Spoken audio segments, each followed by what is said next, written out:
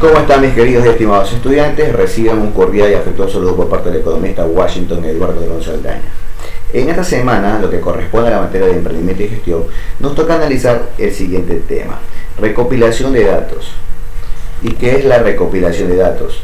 Es otra técnica de investigación y para eso tiene sus propios métodos para recolectar, valga la redundancia, la información necesaria.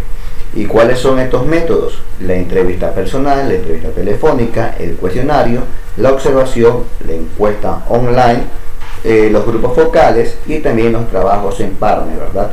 Todas estas técnicas, todo este método me sirve para lo que es recaudar toda la información necesaria que se requiere pues, para lo que es la empresa o el negocio o el producto, ¿no?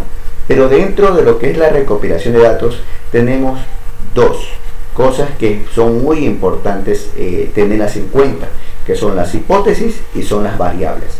Una hipótesis es una suposición realizada a partir de un análisis previo.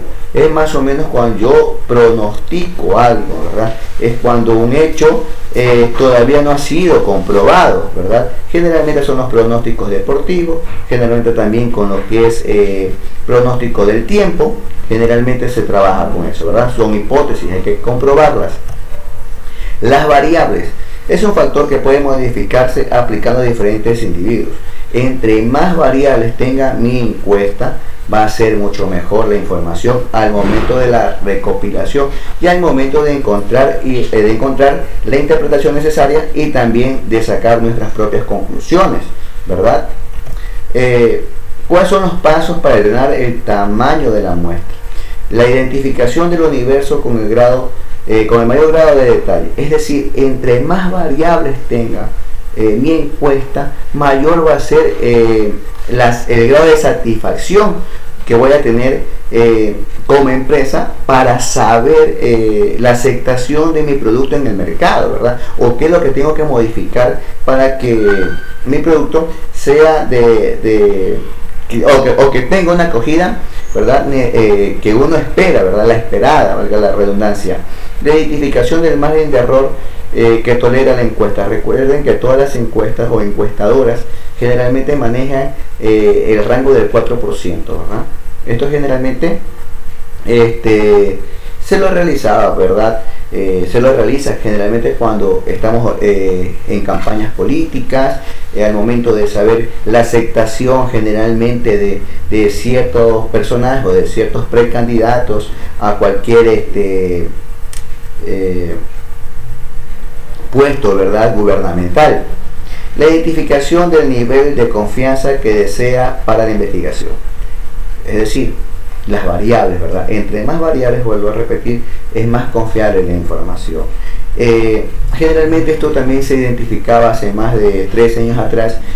Había lo que se llamaba el exit poll, que no era otra cosa más que la encuesta a boca de urna, ¿verdad? Que generalmente se tomaba una muestra de una población que ya había sufragado, que ya había pues ejercido su voto, ¿verdad?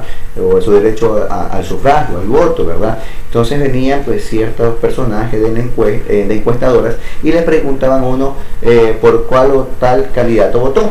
Entonces se sacaba una proyección al mediodía, se sacaba una proyección minutos antes de que se terminaran las elecciones, ¿verdad? Y generalmente pues se esperaba corroborar la información con lo que sacaba el Tribunal Supremo Electoral.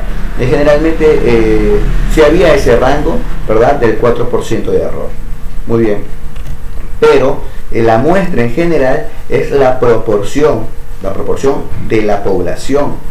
Debe ser una muestra representativa. Por ejemplo, si yo tengo 30 estudiantes, yo no puedo sacar una muestra representativa con 5 o con 6, ¿verdad? Mi muestra representativa debe ser entre 12 a 15 a 18 estudiantes, porque yo tengo la población de 30 estudiantes.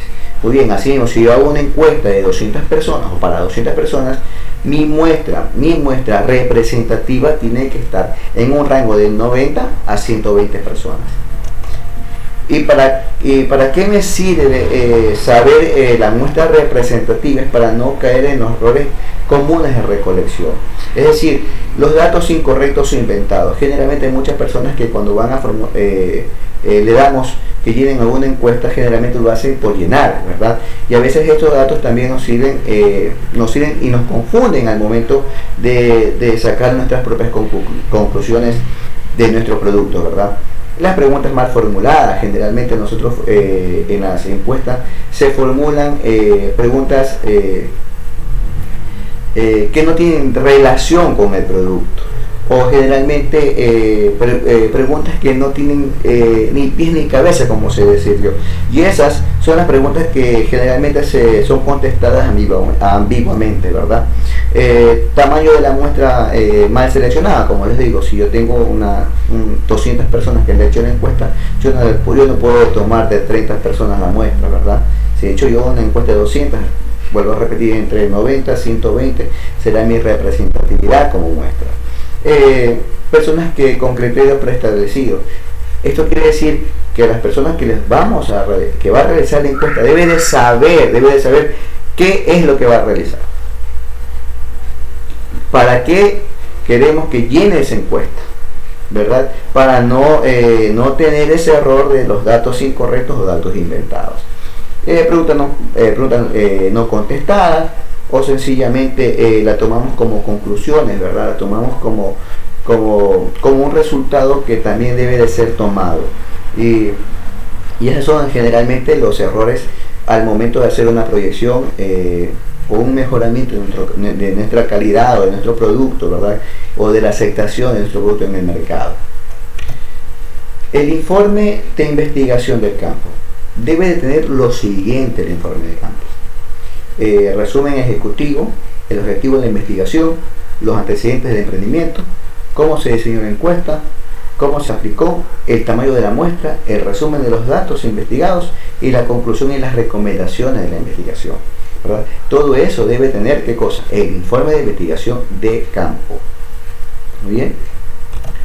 Las actividades en clase respondan a las siguientes preguntas. Ustedes mediante texto o mediante mensaje de voz me van a responder lo que es una muestra, lo que es la recopilación de datos, qué es una hipótesis, qué es una variable y qué es un informe de campo. Y para la actividad semanal ustedes van a realizar las páginas 26 y 27 del libro de emprendimiento. Queridos estudiantes, esta fue la clase. Recuerden que este año ustedes y yo nos quedamos en casa.